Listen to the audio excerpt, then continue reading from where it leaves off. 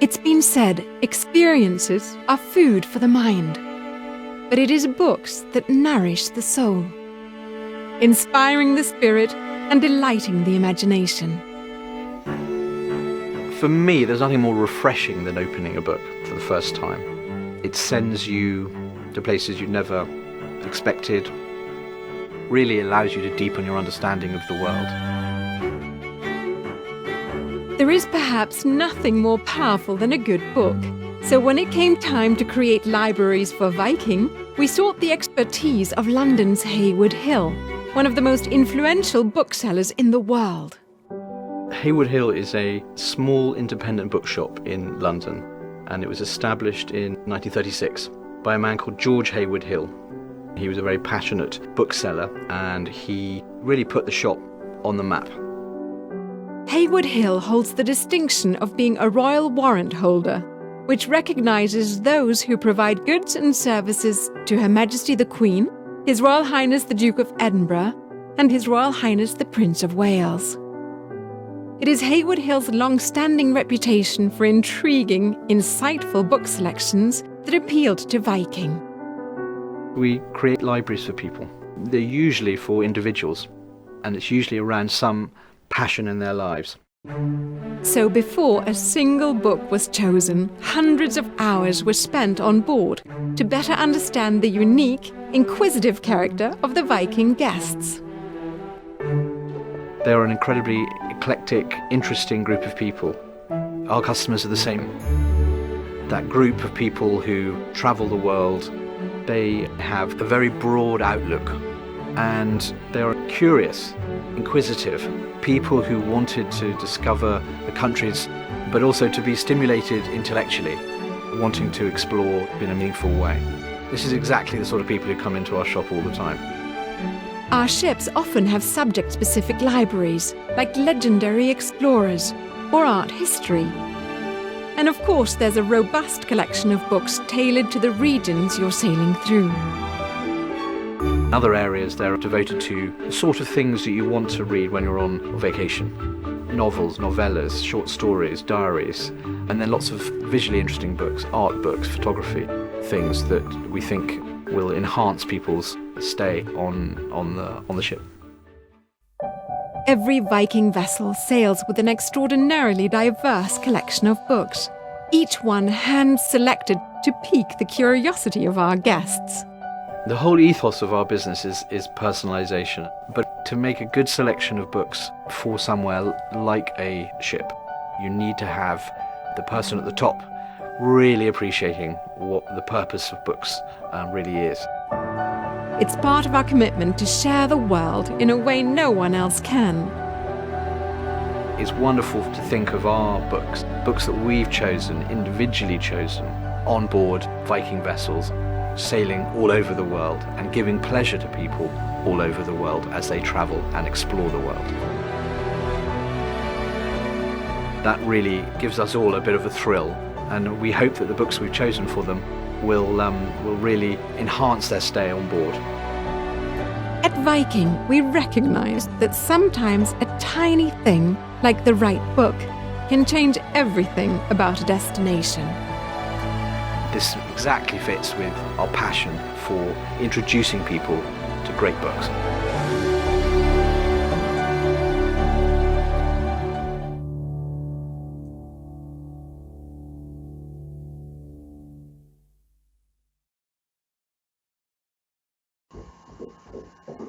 Hello everyone, how very nice it is to be with you today. My name is Nicky Dunne and I'm lucky enough to help to run Hayward Hill, the small but bewitching little bookshop in London's Mayfair that you've just been hearing me and Karina talk about.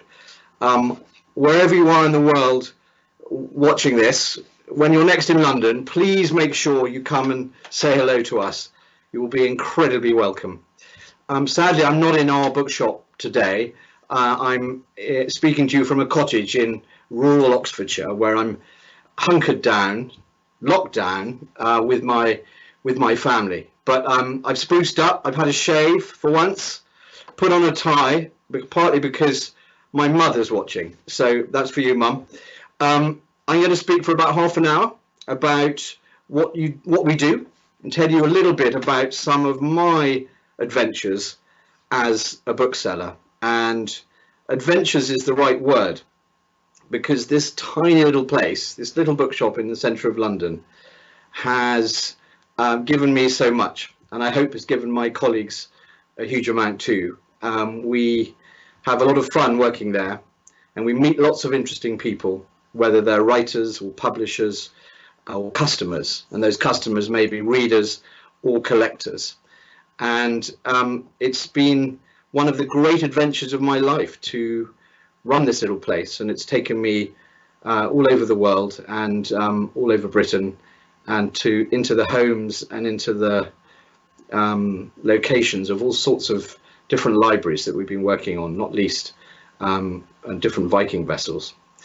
So I'd be delighted to answer any questions you might have at the end. I've actually already had 5 since we started, so that's exciting, and I'll get to them when I finish my talk. But you can write in using the button, which hopefully you can see now.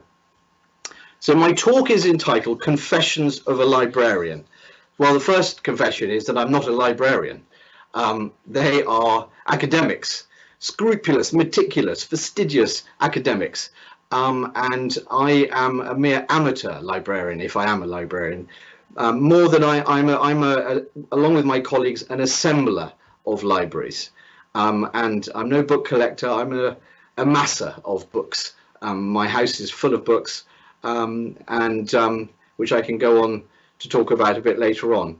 But I'm not a librarian, and I revere librarians. And I don't want you to think that I am one. But if there's one enterprise where I am a bit of a librarian, it is with Viking. And that brings me on to my second confession, which is I love Viking. I mean, what is not to like? It's an incredible company, led by that unbelievable dynamic duo, father and daughter team. What a pair they are. I don't know Mr. Hagen well enough to call him Tor, but he has created something quite extraordinary that we are all lucky enough to feel very much a part of. And as for Karina Hagen, well, Karina, as we all know, is something else. She makes every single one of us feel like we are her personal guests. And I have Karina to thank for Viking's incredible support of Hayward Hill over the last 5 or 6 years, and supporting us in so many ways. You've heard a little about what we've done for Viking, and I'll come back to talk about that a little later on. But what is Hayward Hill, and what makes it so special? Let me give you the 2-cent tour of the shop and our history. We're situated in the centre of London's Mayfair, on Curzon Street, near Piccadilly.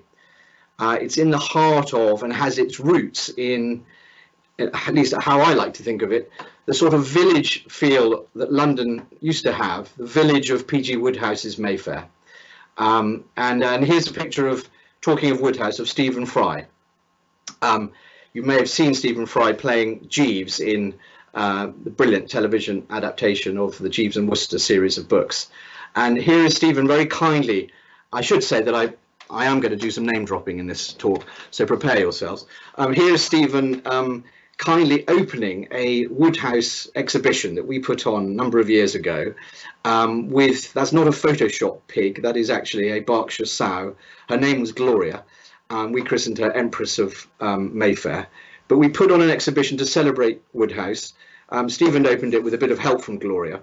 And we filled the shop with Woodhouse memorabilia and material. Thanks to the generosity of the Woodhouse family and his descendants, we had his typewriter, his umbrella, his golf club, even the cow creamer that he was given, having written about a cow creamer so famously in one of his best stories.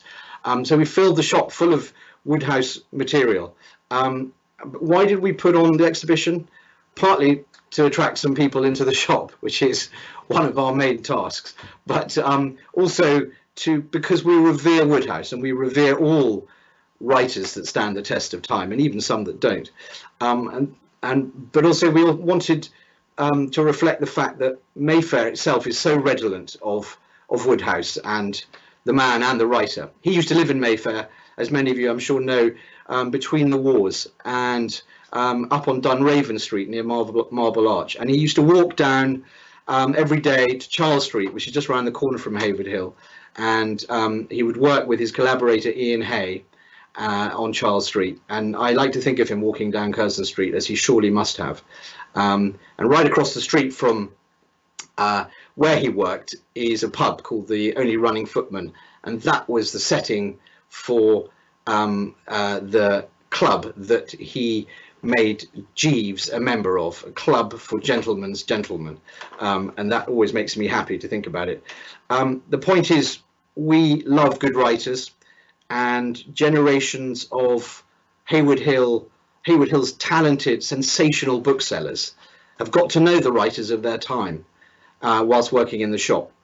We've been here on Curzon Street since 1936, and in some ways not much has changed, both physically and in our approach to bookselling. We get to know people, we get to know our customers, and we try to help them in any way that we can. There's a strange physics about the shop. You might be able to see it now, the inside, and coming on to see the interior. It's absolutely tiny, but there is a considerable gravity to it, a mass that draws people in, both readers and collectors, and from all over the world. I find that very romantic. There's something very romantic about it.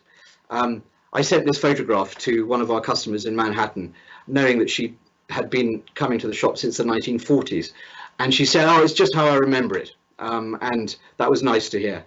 Part of the romance of the place comes from the fact that our customers are from all over the world. At the last count, at least 75 countries, and from every single state in the United States. So it's very special in that respect. Our catchment is the world. A few years back, I got an email from a man called Amit. He was then an American diplomat stationed in Israel, and his girlfriend Miriam was also a diplomat, but she was working back in Washington at the State Department. And Amit's email's subject line read, "May I propose to my girlfriend in your bookstore?" I said, "Of course," and we began plotting. He wanted to propose to her by arranging for her to pull off our shelves a first edition of her favourite book, for her to open it up, and inside he was to have inscribed, "Will you marry me?" So we started plotting. Now, her favourite book just happened to be The Great Gatsby by F. Scott Fitzgerald. And what Amit didn't know was that a decent copy in first edition of Gatsby, published in 1925, starts at around £30,000. And a first issue dust wrapper, as here in this picture, goes for at least double that. So this was a bit of a shock to him, and he gulped. But we suggested that there was a handsome and much more reasonable copy to be found in the Bodley Head collected Fitzgerald, and that would serve very well. So we shipped it over to him in Washington. He wrote in it actually quite a long inscription, which ended with "Will you marry me?" And then he shipped it back to us. I didn't actually read it until after the event, but we put it in our cabinet in the front room of our shop, and we plotted away. So he arranged to have a romantic weekend in London, midway between Washington and Tel Aviv, and on the Saturday morning they were walking past our shop, and he said, "Oh, look, a bookshop, shall we go in?" And Miriam agreed, and they came in, and I welcomed them and started banging on, as I am now, about our bookshop and its history. And I could see Amit looking a little green and sort of moving around on his feet. But I asked Miriam if she could share who her favourite authors were, and luckily she said Fitzgerald. So I said, well, that's a great coincidence, because over there in the cabinet we've got a wonderful Great Gatsby with an extraordinary inscription in it. And at that point she headed towards the cabinet and put her hand on the spine. I legged it into the back room, Amit dropped to one knee. She read the inscription. She burst into tears. She turned around and she said yes. And we had some champagne at the ready, and it was a very touching moment. And luckily she said yes. The next person who walked into the shop was a former American ambassador to the United Nations, who's still a customer, and he very nearly married them on the spot. So it was a rather sweet tale. So here's to you, Amit and Miriam. I hope you're going strong. So there's a bit of magic about our shop. That's one of the things that I think I love about it, and I hope our customers and our team also love about it. There is something special about it. That magic has its roots in people, and two in particular. On the left of the next image is George Hayward Hill himself. I think he may have been a bit of a dreamer and a dilettante, and I can relate to that. George set up the business in August 1936 in the teeth of the Depression. In the middle of that slide, you can see his first old book catalogue, which was produced in 1937. And on the right, his selection of the best new books published in the winter season 1939 to 1940, which is a nice thing for us to have. If you're very observant, you'll see that we are our address in those days was 17 Curzon Street. We've moved not far away to number 10. We moved during the Second World War. But it wasn't an easy time to run a bookshop or to start a bookshop. I mean, I react to that by thinking, when is? It's certainly not easy at the moment. But two strokes of luck helped George. The first was that, ironically, when the war came and rationing was introduced, books were not included in items that could be rationed. And so if you had the means, you could order as many books as you wished. And being in Mayfair, there were a number of customers who ordered a lot of books. My own grandmother introduced me to the shop for the first time. She was a lifelong customer there, and I like to think of her pottering into the shop during the Second World War, perhaps going to see the other bit of good fortune that George initiated, and that was in hiring Nancy Mitford, the famous English writer, to work in the shop, and she joined in March 1942. This was to replace George, who was going off. Actually, George was known as Hayward, to replace Hayward going off to join up and fight in the Second World War. And Nancy had a very dramatic effect on our little business. She turned the shop into a nexus for social London. The shop was close to the Ritz, to all the clubs of St James's. Trumpers, the famous barbershop, was and still is next door. And of course, the famous brothels of Shepherd Market were another local attraction. In fact, Nancy Mitford used to tell a story about a tart whose wartime business was going so well that she wished she could open a second front. Nancy used to walk to the shop every day from her. There she is in a fabulous picture, photograph taken by Cecil Beaton, a little bit earlier than the period we're talking about, but not much. And she used to walk every day to the shop from her flat in Maida Vale. Once she forgot to lock the door, famously, and in the morning when she came in, she found customers trying to sell books to one another. Her literary and other rather swanky friends would flock to the place. Harold Acton, Evelyn Waugh, the Sitwells, Cyril Connolly, sort of smart, as it were, London literary scene. And it became what Lisa Hilton, the writer, has called an oasis of delight in wartime London. And I really think that's true, and it's a very nice thought for all of us working there, that's exactly what the shop was. It wasn't to everyone's taste. Famously, one of the customers interrupted Nancy to say, a little less darling and a little more attention, please. And so she didn't get it right every time. And if the Luftwaffe turned up unexpectedly, she would repair up the street to London's smartest air raid shelter, which was below the Dorchester, and Nancy called it, and I'm sure everyone else did, the Dorch. Towards the end of the war, Nancy persuaded her father, Lord Redesdale, to advance her £3,000 so that she could set up a branch or a outpost of Hayward Hill in Paris, which is where her lover and Gaston Pellesky was based as a senior member of the French administration after liberation. And as it happened, that venture came to nothing. But it was, though, a period when she was writing and working on her most famous manuscript, and that was her masterpiece, The Pursuit of Love, which was published to immediate acclaim in 1945.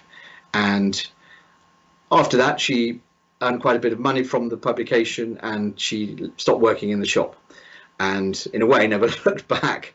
But that's not quite true because of something I'm going on to say. But she then became a professional and successful writer, not just of comic novels, but also biographies and other books of non-fiction.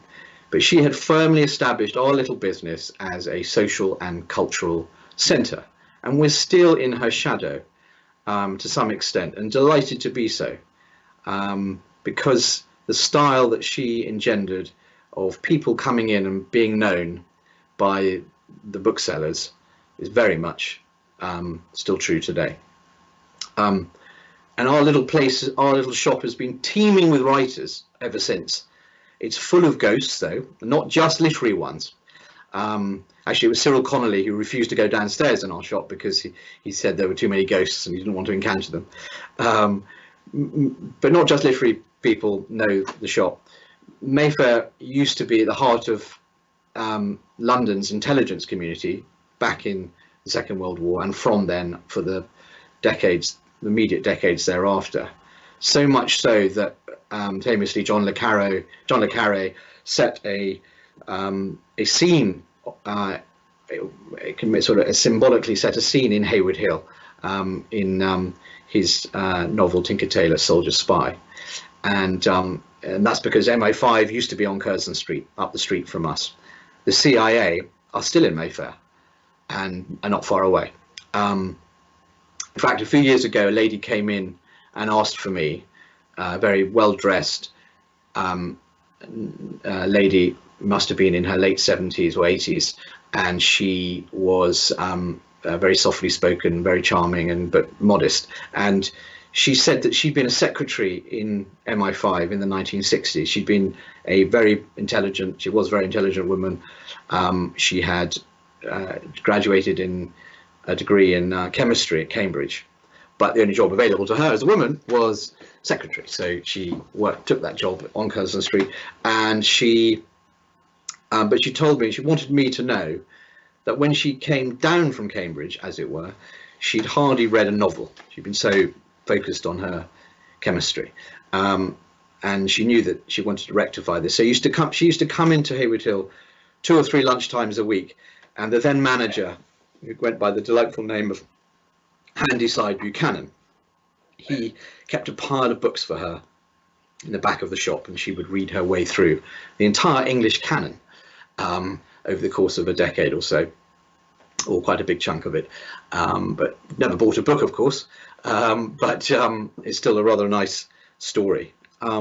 So the shop has always felt like a crossroads, at the centre of something, a meeting place, and that word again, an oasis, we hope, of civilization. Civilization for me means books. It means open minds and exploration of writers. Nancy Mitford, just going back to her briefly, she provided the link and the introduction, I believe, to the other incredibly important family in the history of our little shop, a related family. Nancy was one of the famous Mitford sisters. Some of you may know and have heard of them or read them, other than Nancy. The youngest of whom was Deborah, Duchess of Devonshire, who you may be able to see shortly. Deborah lived 2 streets away from the shop with her husband, Andrew Cavendish. Well, I've got my slideshow slightly wrong here, but there they are. There's Deborah on the right hand side as a young woman, a girl in fact, collecting eggs, for which she was famous, and on the left her husband in towards the end of his life, Andrew Devonshire, in his personal library at Chatsworth, where he lived. And they lived in London, though, before they became Duke and Duchess of Devonshire. They lived as Andrew and Deborah in Cavendish, in 2 streets away from Hayward Hill in Mayfair. Andrew was a tremendous bibliophile and a huge supporter of Hayward Hill as a customer, so much so that he was persuaded by one of my predecessors, the legendary bookseller John Summeray Smith, to his friend and manager of Hayward Hill, to become the majority shareholder in our business back in 1991. So the Devonshires, so from Nancy to Deborah to Andrew, the Devonshires have been critical to Hayward Hill's survival, but no one more so than Andrew's son and daughter-in-law, who we just saw then. That's Stoker and Amanda, the current Duke and Duchess of Devonshire. They live here at Chatsworth House in Derbyshire, and you should be able to see shortly a little clip of that extraordinary house known as the Palace of the Peak. Chatsworth is not only the finest stately home in England, but under Stoker and Amanda's stewardship, it's become arguably the most dynamic and exciting historic house in Europe. Stoker and Amanda have not just provided financial support to Hayward Hill, but they've provided limitless supplies of equally important encouragement and moral support. And not just that. And the next slide you'll see there is the house in all its glory. It's been completely renovated and restored by Stoker and Amanda over the last 12 years, and it is absolutely magnificent, and with at least 2 rather special libraries, and this is the main library, which is a wonderful place filled with treasures. Moving on, it hasn't just been moral support. That's the other library in the house, which was having some books moved around in it when that photograph was taken.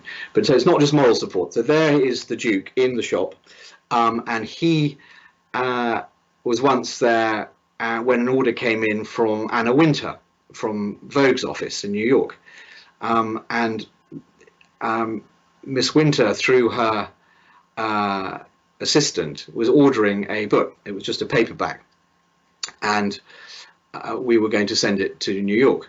Luckily we had it in stock. Well, the Duke said, "I'll take it," and so it was arranged for him to go to drop the little book off, because he was on his way that evening to Heathrow to fly to New York, and he kindly went by way of the Vogue offices in Manhattan.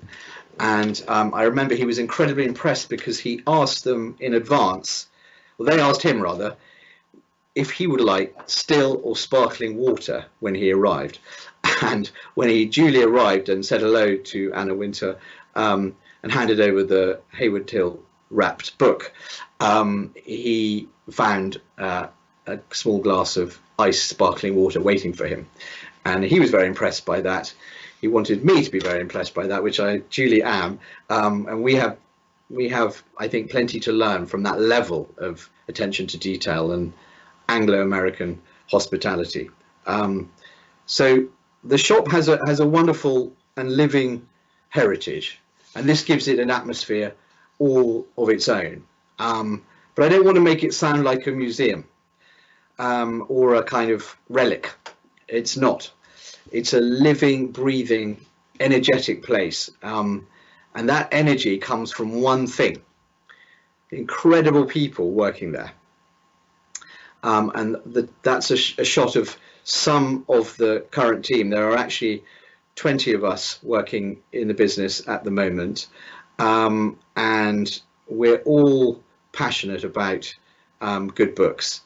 We come from different countries, backgrounds and sensibilities, but we all share a great love of good writing and of the importance of good books, and physical books too.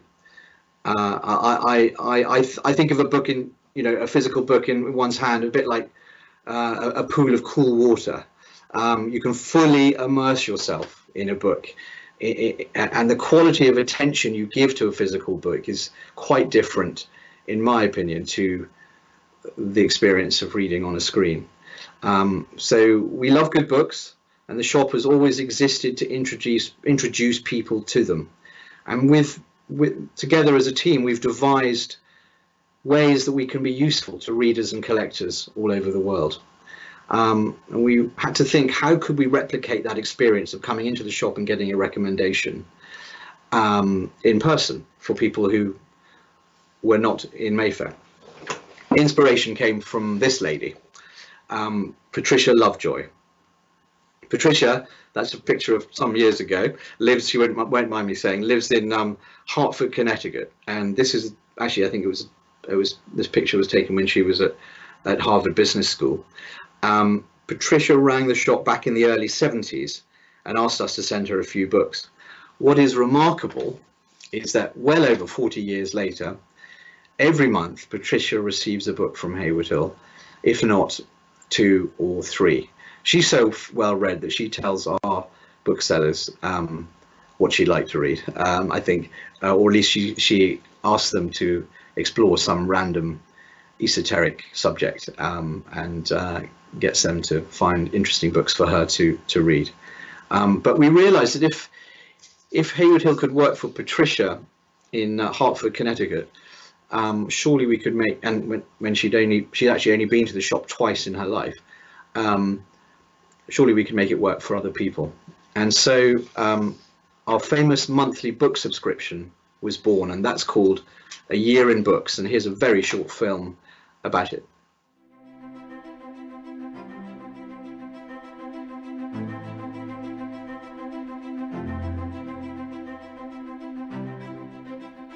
A Year in Books is a subscription we do for customers anywhere in the world. We do it as hardback, paperback, or for children. I think A Year in Books is just such a treat. Each month you receive a book which is tailored for you. We have used all of our knowledge and experience to choose for you, using the information that we've got through the reading consultation. The reading consultation can be done in person, on the phone, by email, or online. And the questions we ask are, what would you like? Fiction only, non-fiction only, or a mixture? Could you tell us your 3 favorite books? They can be now or of any time. Do you have a favorite author or authors? Do you want to explore a genre or an author? It's a wonderful way to be kept in touch with what's being published. It's fascinating to explore deeper the books that are being published each month, knowing that we have them in mind. It's a very, very personalised, very tailored service with something for everyone, whether you read a lot and you want really obscure things, or whether you just want to get a little bit more into books, and we can point you in the right direction. I personally like most about Year in Books the total diversity. I try to completely tailor-make it on a very individual basis. I love A Year in Books because I feel like I can choose a book for someone that will change that moment of their life, hopefully in a better way, and bring them a lot of joy in that moment. I think that the booksellers have a love of books that is unparalleled, is absolutely extraordinary. I also think the history of the shop is really important. It creates such a lovely environment here, and the fact that it's tiny but we ship all over the world is almost like a treasure trove, so you never know what you're going to find in here. And the booksellers are exactly the same. You never know what latest book they've read or what they've uncovered. We choose the books each month. It gives us the ability to read the books that are coming out, so we know that what we're recommending is absolutely fantastic, and we know the books that we're selling off are great. We also get to have a discussion amongst ourselves about what's happening in the literary world and what is exciting and different. And it means that you do get a very special service and a unique service from us.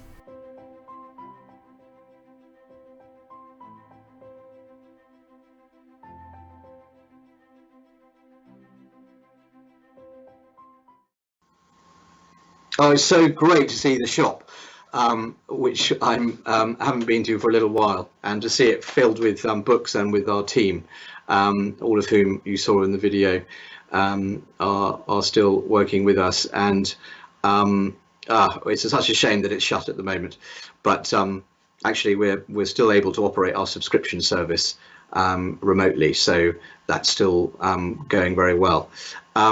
But I'm incredibly proud of that team, not just the team you saw, but all the other booksellers and the other people who help us, who may not be booksellers, from our packers to our cleaner, Albena. Everyone who contributes to our little business is, it does contribute a huge amount. We're a real team, and it's great to see them. But I am very, very proud of our booksellers. On average, they read 100 books a year. I don't. I read 10, 15 books a year if I'm lucky. But my team read at least 100 books a year, or on average 100 books a year. And that's not an exaggeration. It's an incredible fact, and I think it's a very special thing. There's Cami, who runs the subscription service. That a team of 6 booksellers look after our thousands of subscribers of all ages, all over the world. And the feedback we get is overwhelmingly positive. And we know how much our service means to so many people. It's really for people who value having a bookseller in their lives for a year, someone who gets to know them a little bit, certainly gets to know their taste, as in Patricia's case, gets to know their taste extremely well over the years.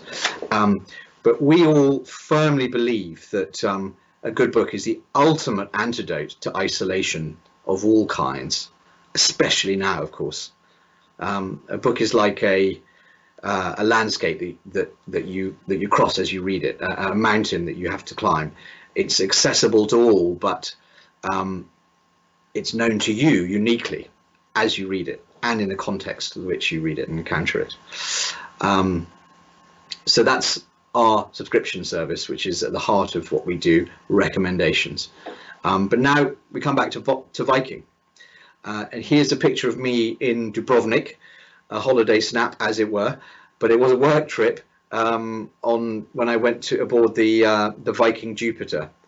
I think it was back in 2013 that we first started working with Viking. I think Karina must have heard about the trouble and the care that we take with our customers, because I vividly remember our first conversation was about books on the Viking Star.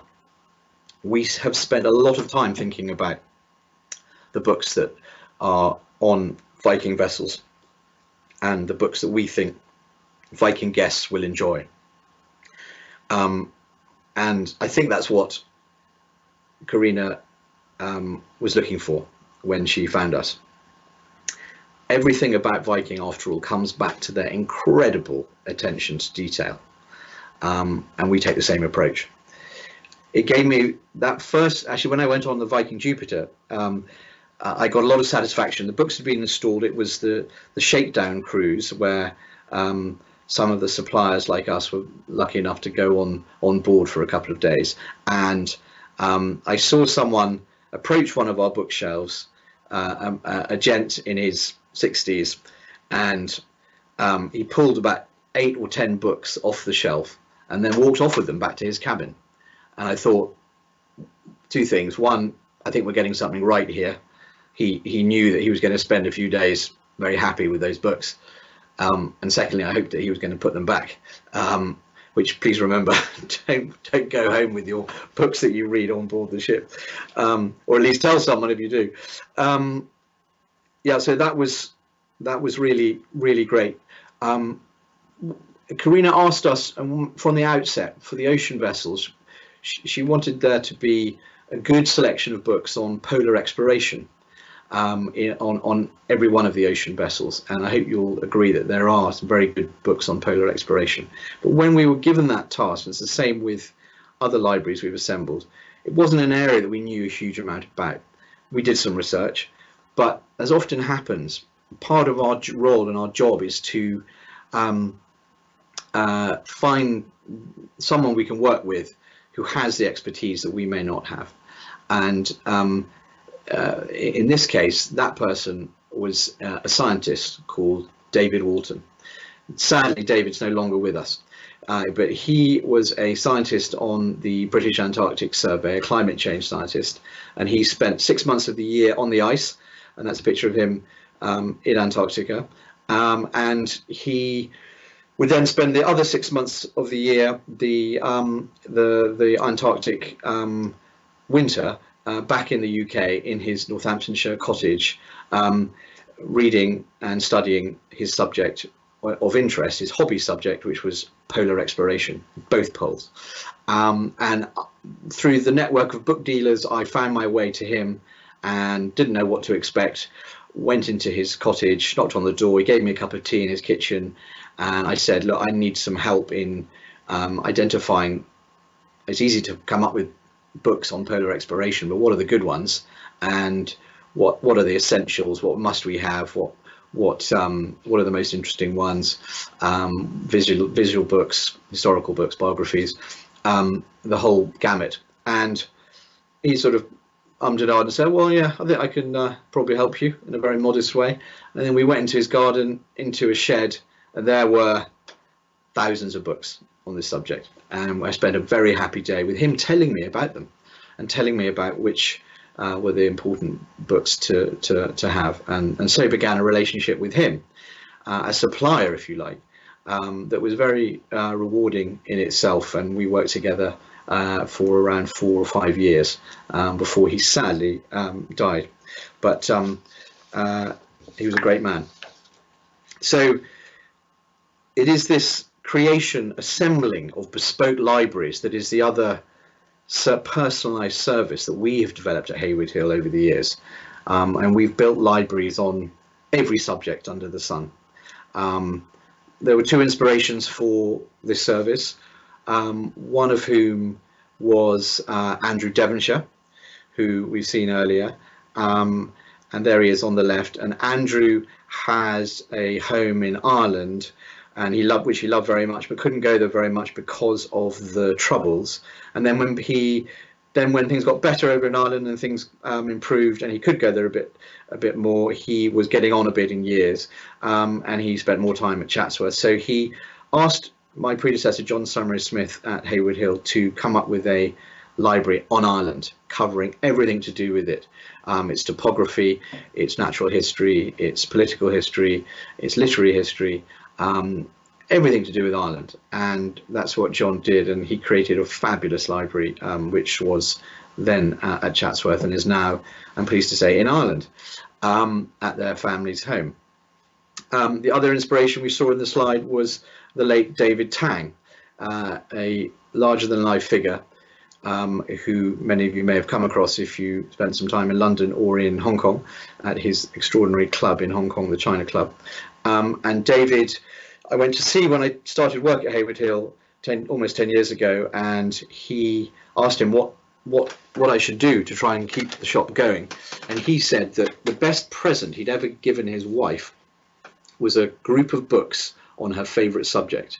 And her favourite subject at the time was endurance running, marathon running, but not ordinary marathons, the kind of nutty marathons running across the Sahara or Ironman contests. And so he commissioned not Hayward Hill, but another very charming bookseller called Noel Bolingbroke Kent to assemble a group of books for him, around 200 I think, on the subject of endurance, from ancient feats of endurance in the ancient world through to modern feats of endurance. So he said it was better than a pair of diamond, better received than a pair of diamond earrings, and so that got me thinking too.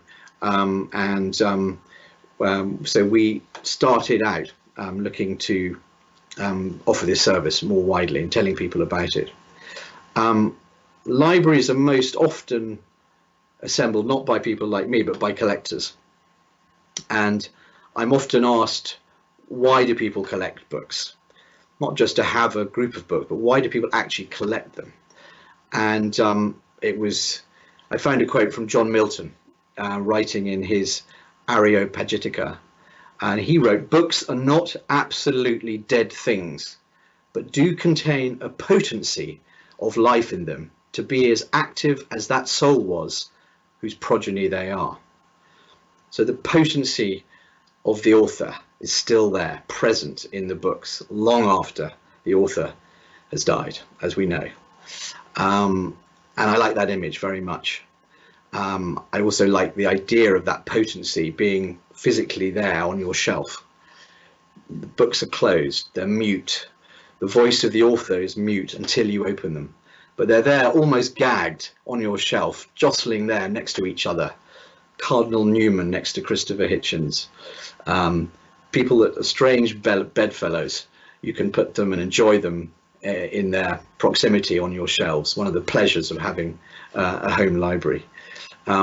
Most people start collecting books in the same way most people start collecting anything, just fixing on something and then deciding to amass objects.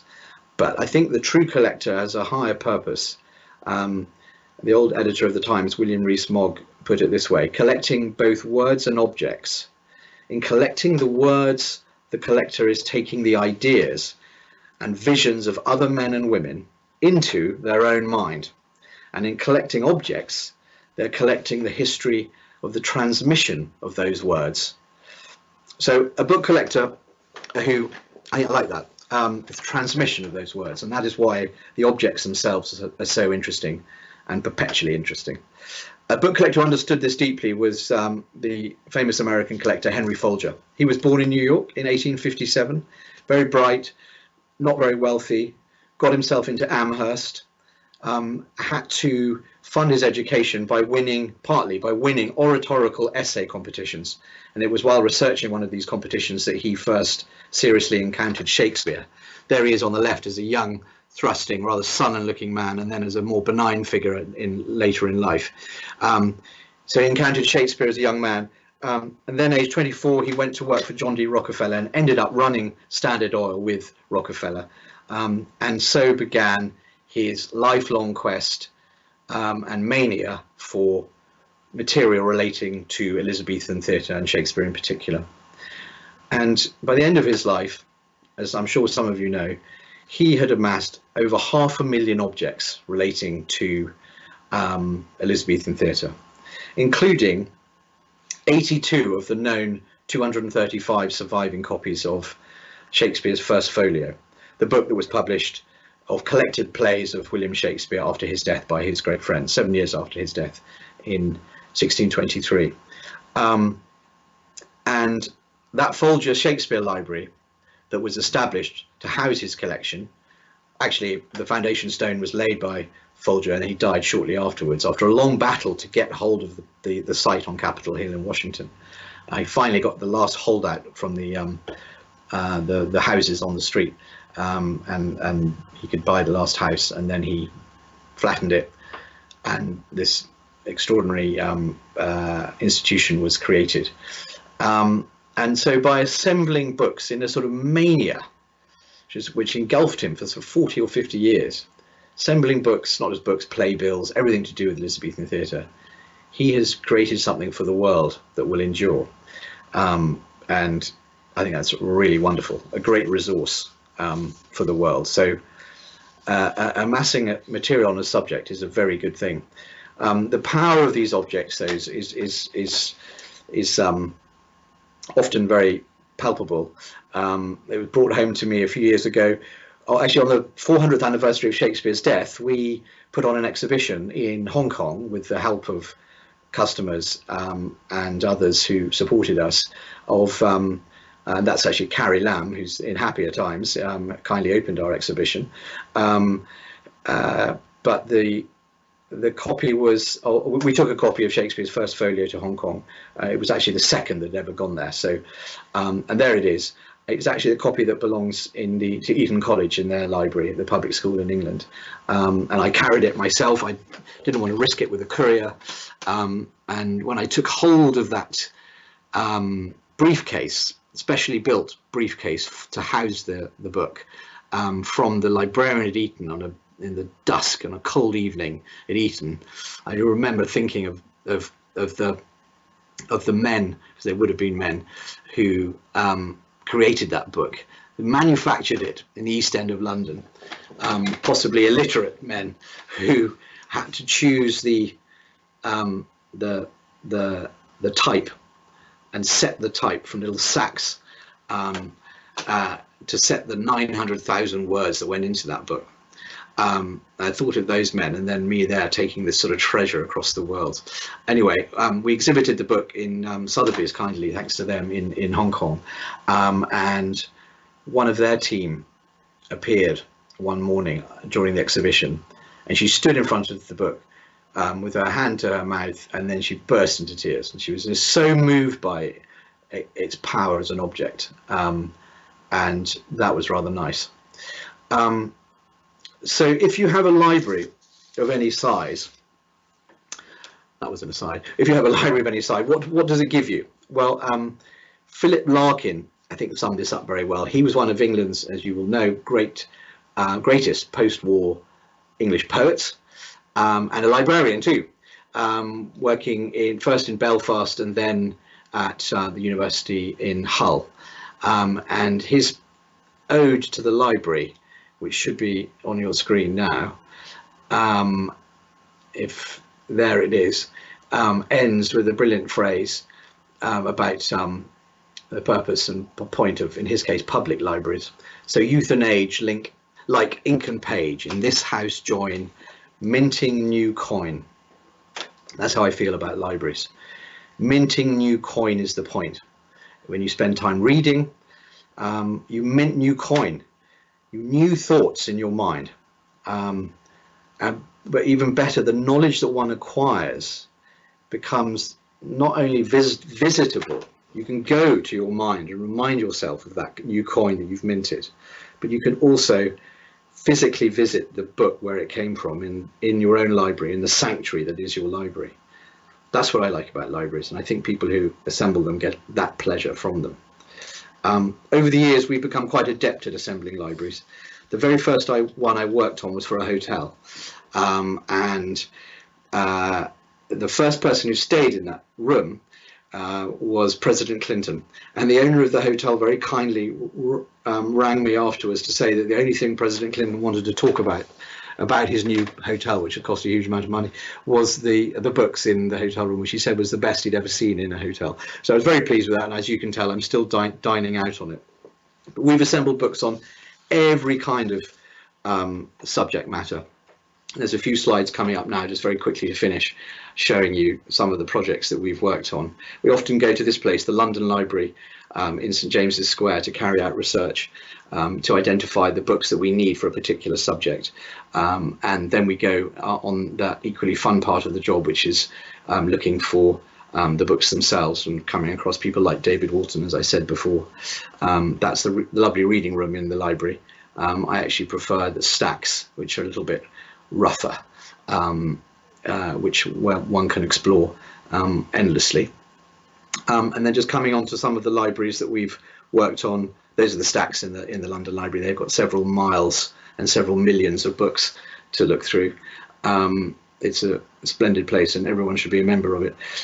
What we do is often involves a lot of logistics, and this is actually a library that we sold. We also buy and sell libraries, but this is one that we needed to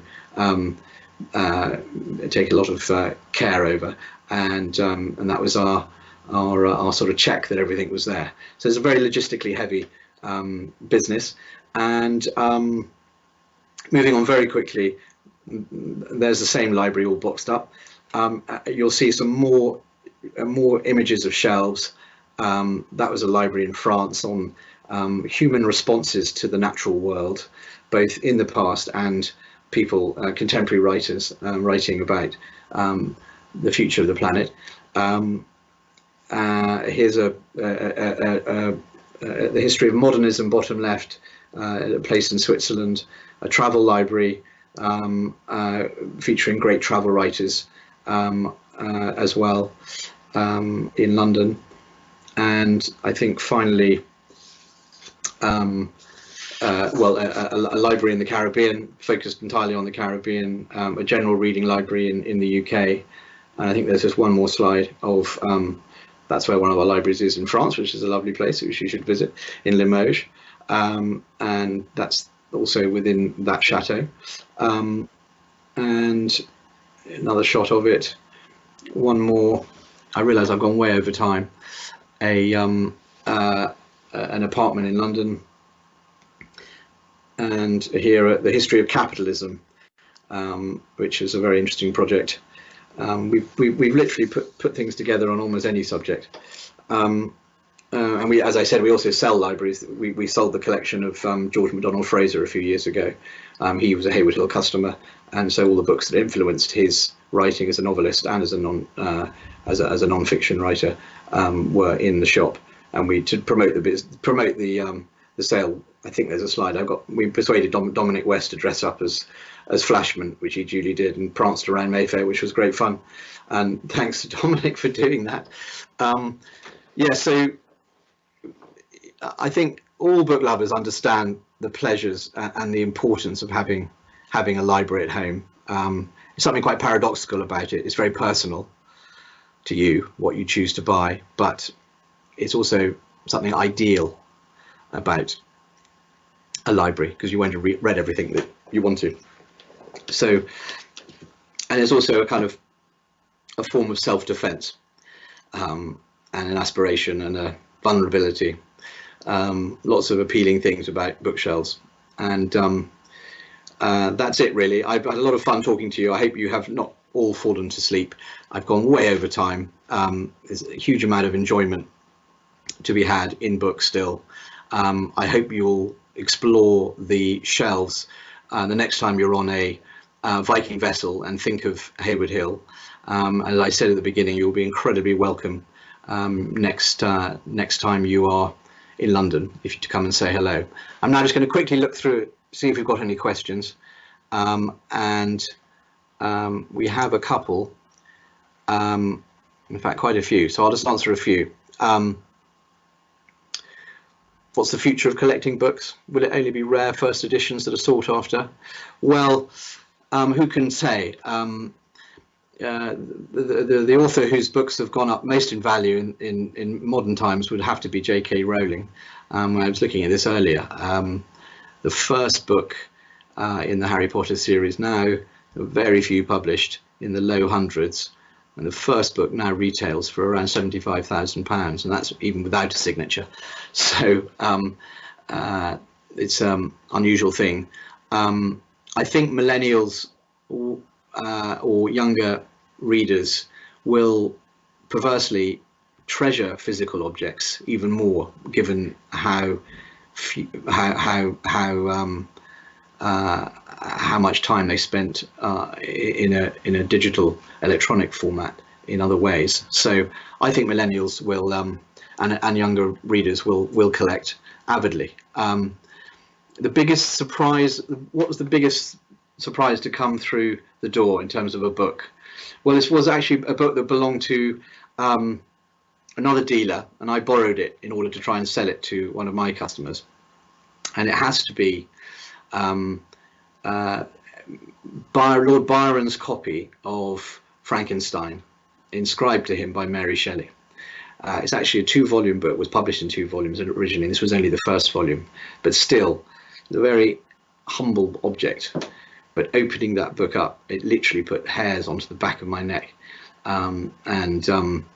Unfortunately, it didn't excite my customer so much, but he didn't buy it. But it was a remarkable thing.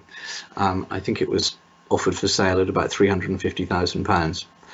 Pretty cheap compared to a painting, considering the influence of that book in so many different ways.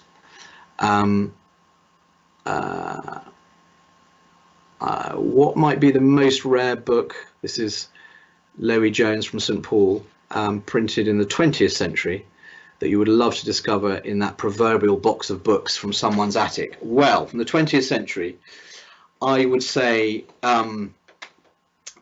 that it would have to be James Joyce's copy of Ulysses. When Ulysses was published in 1922 in Paris by a fellow bookseller, much more distinguished bookseller than me, Sylvia Beach in Paris, she promised to produce 1,000 copies, and I think she promised to produce the first 100 on day of publication, but she only managed 2, and one of them she kept for herself and the other she gave to Joyce, and I would absolutely love to find that book. What else have we got here? If one is a subscriber, are chosen books in your shop? Well, no, the books can be anything that's published today, or anything that's still in print from the past. Right now, as I said, our booksellers are all working from home and thinking about their customers and sending books to them, not via our shop, but when the shop reopens, it will all happen again in the shop. And the point is, you have an interview, you have a chat with our team and with someone on our team, or you fill in a form, or you come into the shop, but you can certainly do it remotely online. And it gives us a sense, a flavour of your interests as a reader, and where you are in your reading, and what you'd like to do with your reading in future. And that's the starting point of what is supposed to be a dialogue that can last a long time. Do I personally ever read digital books? I don't, and I'm not against them, but I'm not against them too much. I like listening to audiobooks. I'm afraid I'm just stuck in the physical book world, and I like the sense of satisfaction that it gives me by just having them in my hand. There's a famous book collector who when asked what pleasure he gets from his books, he said they give him the same sense of, he's a rare book collector, the same sense of confidence as a loaded gun. I don't know quite what he means by that, but that's not how I feel. But I do like physical objects and reading them.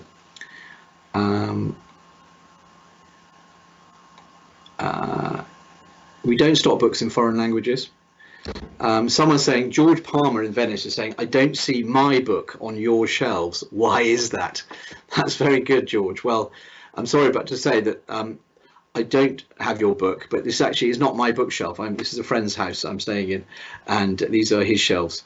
But I do like his taste. He's got lots of wonderful publisher called Eland, their travel books. He's got lots of Patrick Leigh Fermor, who is a famous writer and with many close connections to our shop. He walked across Europe famously in the 1930s, and after the Iron Curtain came down, he fell in love with during his walk with I'm sure several people, but one of whom was a Romanian princess, and he opened an account for her after the war at Hayward Hill so that she would receive good books from us. And I'm pleased to say people still do that today. Is there a way to buy books from your shop overseas? Yes, we ship all over the world, but right now in lockdown, it's really our subscription service that's working internationally. Any comments about similarities and differences with 84 Charing Cross Road? Well, people often make that comparison, and I couldn't possibly comment. My mum loves her year in book subscription I gave her for Christmas. Alicia is a wonderful lady who picks the perfect books for her, and that's from Karen in Greenville, North Carolina. There are, as I said, the 6 members of our team and the wider team are all fantastic booksellers, and so it's very nice to hear that, and we get a lot of that sort of praise.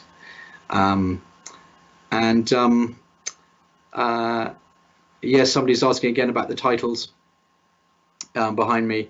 Who else has he got? He's got a little bit of Peter Hopker and Peter Fleming. He's quite an adventurous soul whose house this is, and he travels a lot. Doesn't Hayward Hill also sell beautiful objects and curiosities as well as books? Well, yes, we do actually. That was something we have from the very beginning. George Hayward Hill liked objects, and he sold artworks from the shop, and we continue to do that. And I particularly enjoyed it when we had some sculptures by the great Olivia Musgrave in our shop. She has a number of rather impressive sculptures of ancient Greek figures reading on horseback, and I love those sculptures. Okay, well, I think that's probably it. There's lots of questions I haven't answered, and here's someone. Just one more. Hello from San Francisco. My husband and I are in a stylistic disagreement about how to display books in the home. We ask you what to do. Do you place them at the back of the shelf, thus potentially allowing photos or other memorabilia be placed in front? Or rather, do you line them at the front of the shelf so the spines align? I'm a front of shelf man, for sure, but depending on where they are, I like to see books in my eye line, but further out in the arrangement, I think one can put some objects, the odd photograph. I don't think objects in the shelves. I like congestion, lots of books, not objects. That's my view, but that's just me. One more, might your services include working with small boutique museums on establishing collections? Oh yes, absolutely. We certainly do that and work with lots of institutions. Once you put together a special collection for a customer, do you make the list available to others who might be interested? I'm afraid not. That's very much part of our intellectual property, put it that way. We don't like to hand those lists over because a lot of effort has gone into them. So I think that's it, and I'm going to say a huge thanks to Viking for having me. I'm sorry for overrunning a little. A huge thanks to Karina for inviting me to do this, and to James and Bryony for setting it up, and to you all for tuning in. And I look forward to meeting you, and I hope you're going to enjoy the rest of what Viking.TV has to offer over the remainder of this week and into next week. I'm certainly going to check out Mona Therese on the weekend wellness session, and I hope you will too. Okay, many thanks. Bye.